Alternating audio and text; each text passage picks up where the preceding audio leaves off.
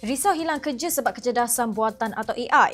Ahli ekonomi Carmelo Ferlito ada pandangan berbeza.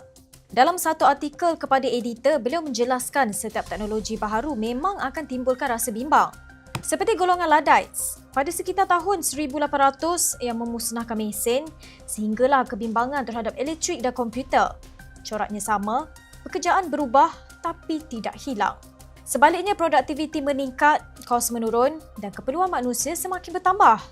Apabila mesin ambil alih kerja tertentu, manusia akan beralih ke bidang baharu seperti pembuatan, perkhidmatan, kesihatan, pendidikan dan teknologi.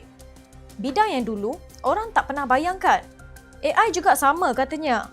Memang AI boleh automasikan kerja rutin, tapi pada masa sama ia bukan peluang baru. Bantu kemahiran manusia dan ubah cara kerja, bukan hapuskan kerja. Seperti spreadsheet tidak menghapuskan accountant, AI juga lebih kepada membantu pekerja, bukan menggantikan mereka. Dalam ekonomi, perubahan itu biasa. Ekonomi sentiasa bergerak dengan kreativiti, keusahawanan dan keperluan manusia yang sentiasa berubah. Bila kos turun, kuasa beli meningkat. Ini akan cipta permintaan baharu untuk produk, perkhidmatan dan pekerjaan. Perubahan ini mungkin mencabar, tapi bukan bermaksud kerja akan hilang. AI tidak berfungsi sendiri. Ia bergantung pada usahawan dan pengguna.